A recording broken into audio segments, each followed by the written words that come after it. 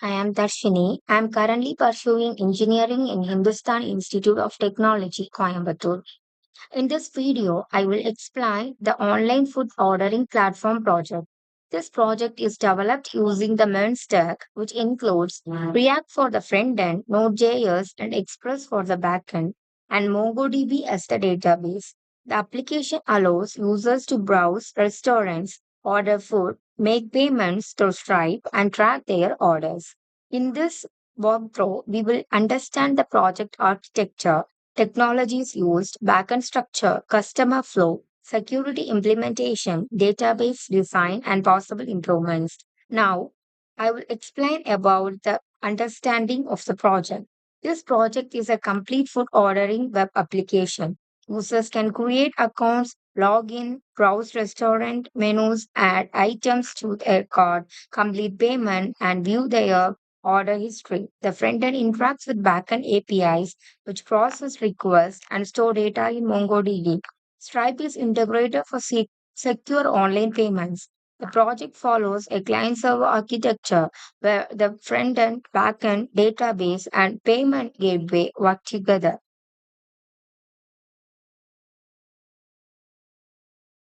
Next, this project uses several modern technologies. React and White are used to create a fast and responsive front end. Redux Toolkit manages application states such as user information and card data. The backend is built using Node.js and Express. MongoDB with Mongoose handles database operations. Authentication is implemented using JWT and vCrypt for security. Stripe is used for payment processing. Additional libraries like Bootstrap, Axios, Font Awesome, Course, and .env help improve the application's functionality and user experience. Then the architecture. The architecture follows a simple flow. Users interact with the React frontend, Axios send API requests to the Express backend. The backend process requests through controllers and access MongoDB using Mongoose models. JWT protects secure routes. When a customer places an order, the payment request is sent to Stripe for processing. Once payment is successful, order details are stored in MongoDB and returned to the user. Then, about the backend folder structure. First, the backend follows a modular structure. The routes folder defines API endpoints, controllers contain business logic, models define database schemas using Mongoose. Middleware handles authentication and error management. The config folder stores database and environment configurations. The main files are app.js, which configures roles and middleware, and server.js, which connects to MongoDB and starts the server. Then the key features available in this project are: the project consists of several feature models. Authentication managers user registration, login, logout, and password updates. Restaurant and menu modules display available restaurants and food categories. The cart module manages selected items before checkout. The payment module handles Stripe integration. The orders module manages order creation, retrieval, and tracking. Each module is designed separately to improve maintainability and scalability. Let's understand the user journey. First, the user signs up or logs in. Then, they browse restaurants and menus. After selecting food items, they add them to the cart. Next, delivery details are entered. The payment is completed through Stripe. Once payment is successful, the order is placed and stored in the database. Finally, users can view and track their orders through the order history section. Now, let's see about the login and security for. Security is an important aspect of this project. When users log in, the backend checks their current credentials in MongoDB. Passwords are stored securely using described hashing. After successful verification, a JWT token is generated. This token is used to authorize future requests. Protected roles such as profile management, payments, and order placement require a valid JWT token. This ensures that only authenticator users can access sensitive features. Then let's see about the order and inventory management. So, the order management system also handles inventory validation. Before an order is saved, the application checks whether each food item exists and whether sufficient stock is available. If stock is insufficient, the order is rejected. If stock is available, the quantity is reduced and the order is saved successfully. This prevents overselling and maintains accurate inventory records. Now, about the database collections. The application uses multiple MongoDB collections. The user collection stores account details. The restaurant collection stores restaurant information. The menu collection stores menu data. Food item contains food details such as price and stock. The cards collection stores temporary user selections. Finally, the order collection stores completed orders along with payments, delivery, and status information. Together, these collections support the entire food ordering workflow. Now, let's see about the key API endpoints. The backend exposes several REST APIs. Users can register through the sign-up endpoint and log in through the login endpoint. Authenticator users can view and update profiles. Payment APIs process Stripe transactions. Order APIs allow users to place new orders, view specific orders, and retrieve their order history. These APIs form the communication bridge between the front end and back end. Now, let's see about the strengths and improvements we can do in our project. This project has several strengths. It follows a clean front end back end separation, uses secure authentication, integrates Stripe payments, and validates stock before order creation. However, some improvements can be made. The repository lacks detailed setup documentation and automated testing. API documentation can be added. Role based admin access, stronger validation, deployment gates, and transactional database operations would make the application more production ready. Now, we can see about the project's overall data. This online food ordering platform demonstrates a complete main stack application. It covers front end development, backend APIs, authentication database management, payment integration, and order processing. This project is an excellent example for learning full stack or Mern stack development. Future enhancements could include admin dashboards, delivery tracking, notifications, reviews, advanced search features, and cloud deployment. Now I will explain the backend structure of our online food ordering platform. The backend is responsible for handling business logic, processing requests, interacting with the database, managing authentication, and returning responses to the front end. Inside the backend folder, we have organized the project into multiple modules following industrial standard architecture.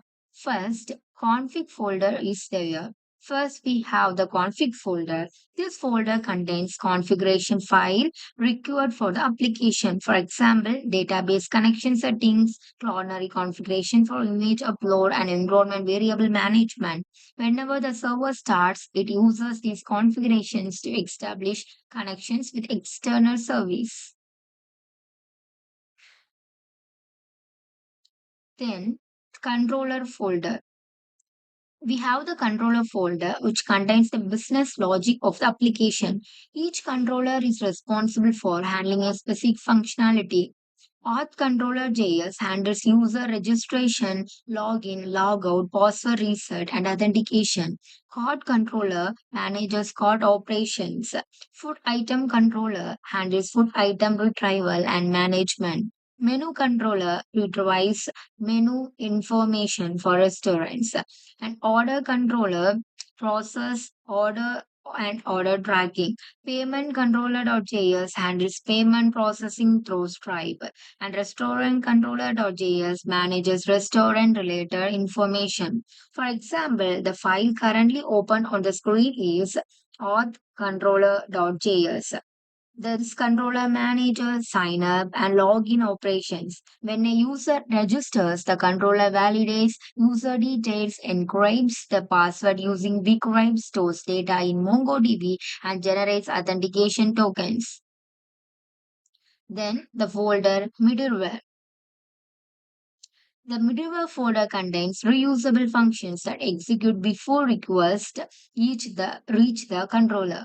Authentication middleware catch async errors and error handling middleware. For example, before allowing user to place an order, middleware checks whether the user identification using a JWT token. If authentication failed, access is denied.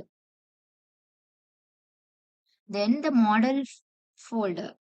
The model folder contains database schema creator using Mongoose. These schema define how data is structured or stored in MongoDB.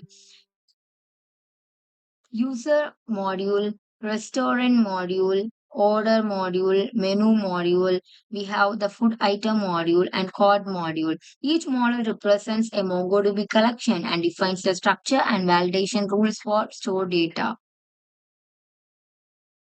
Then the route folder. Here, the route folder, we have the auth.js, card.js, food items, menu, order, payment, restaurant count, and restaurant.js. The route folder contains API endpoint definitions.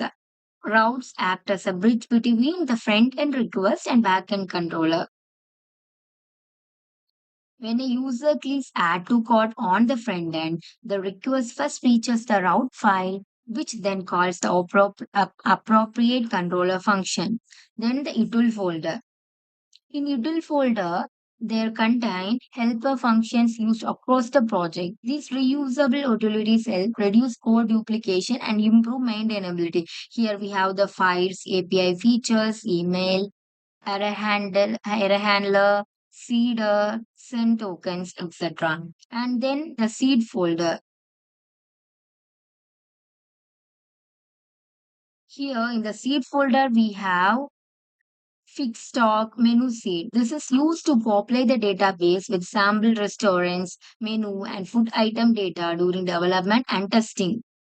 Then the main backend file is the app.js. Here, the configures middleware, registers routes, handles API servers. Then the server.js. Here, the server will be start and this will be connect the database that is MongoDB and this will loads environment variable. So overall backend follows a layered structure architecture consisting of routes, controller, models, middleware and configuration files. Now I will explain the front-end structure of our project. The front-end is the user-facing part of the application. It is responsible for displaying pages, handling user interaction, sending requests to the backend, and presenting data in an attractive and responsive manner. First, here we have the folder nodes modules. This is not the folder. This is the package that we have installed while doing the front end. So this folder contains all the external packages and dependencies required by the project. Libraries such as Preact, Crowd, Axios, Redux, Bootstraps are stored here. These packages are automatically installed when we run npm install.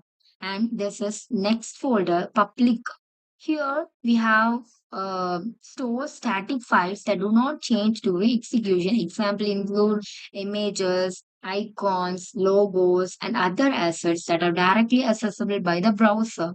These resources help improve the visual appearance of the application. Then SRC folder. Here, this is the most important folder in the front end. This is where the main application code is written. It contains React components, pages, style sheet, then Redux state, then util, and all user interface elements are developed inside this folder. And then is the index.html. Here the file serves as the entry point of the front-end application. This is the file loaded by the browser initially. React then dynamically renders all components inside this page. Then the package.json. This file contains project information, dependencies, and scripts. It defines which libraries are required and provides commands such as npm run dev to start the application. Then the white configuration. The white file contains configuration settings for white. White is used as a build tool because it provides faster development, quick hot reloading, and optimized production builds compared to traditional bundlers. Then is the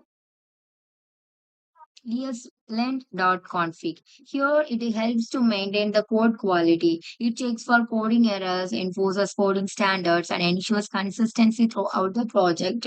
So this is our front-end structure where the user opens the application. So here React components are loaded and displayed on the screen. When the user performs actions such as login, searching restaurants, the front end sends API request to the backend using Axios. The backend processes the request and returns data, which is then displayed dynamically on the user interface.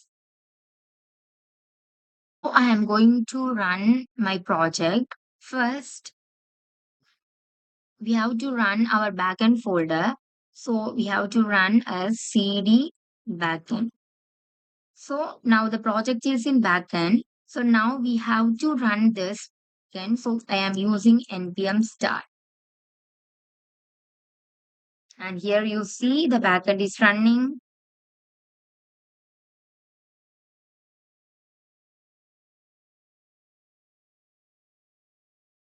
The MongoDB is connected and the server also running.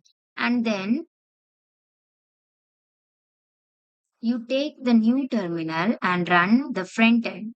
So like the same as backend, cd front end npm run dev is to run the front end.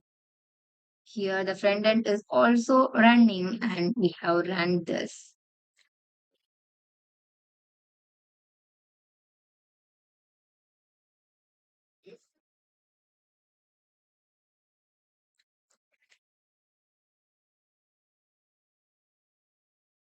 Now I am going to demonstrate our food ordering website, which allows users to browse restaurants, search for food items, add products to the cart, and place orders using different payment methods. This is our login page. Here, existing users can log in their registered email ID and password. The page also provides a forget password option, which helps users recover their account if they forget their password.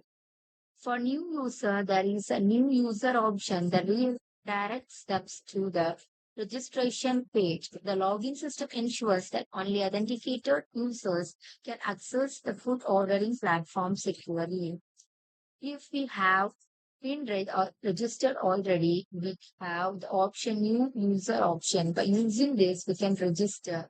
So now users can create an account by entering the name, email, password, confirm password, phone number, and when we give register, that will create the account and stored in the database. This registration features help maintain personalized user information and order history. Once registration is completed, the user can log in and access all platform features.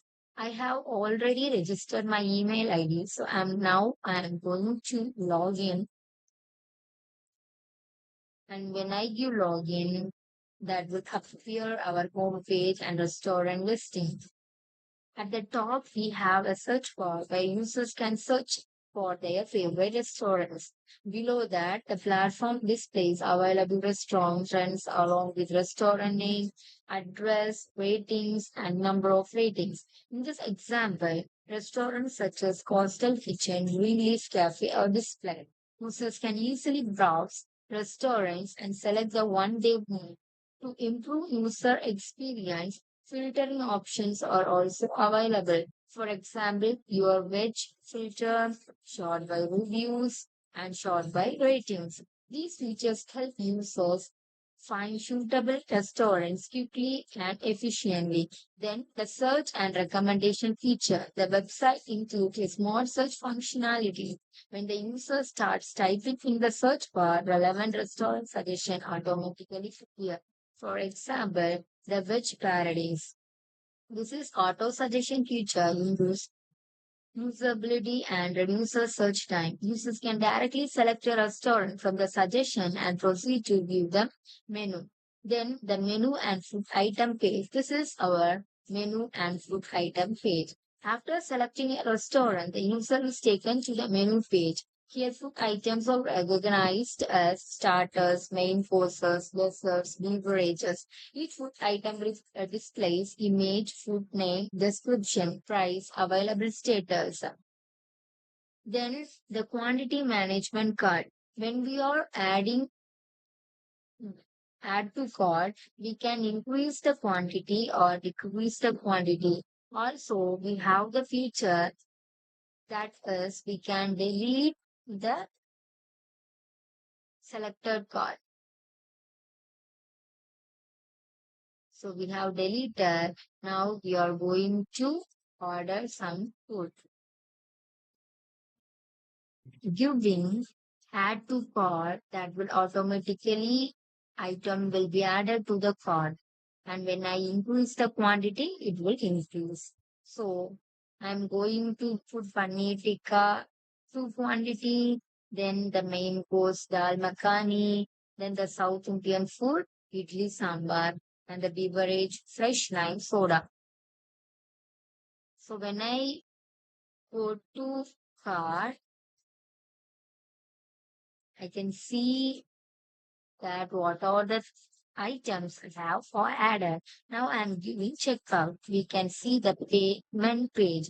After reviewing the card, users proceed to the payment page. The system supports multiple payment methods, including UPI, which means users can pay through Google Pay, Phone Pay, Paytm, and then the credit debit card option is also available, which supports Visa, MasterCard, RuPay, and then the net banking pay directly from your bank account. Then the wallet that supports Amazon Pay, MobiPay, and other wallets. And now cash and delivery also available. When we do cash and delivery, users can also choose to pay when the order is delivered. This flexibility provides convenience and improves customer satisfaction. So when we do place order, the order will be paid. So when we want to log out our account, we can log out it.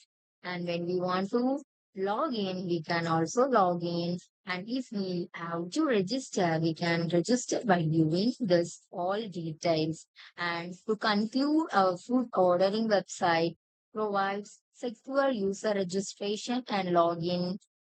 Then the restaurant searching and filtering.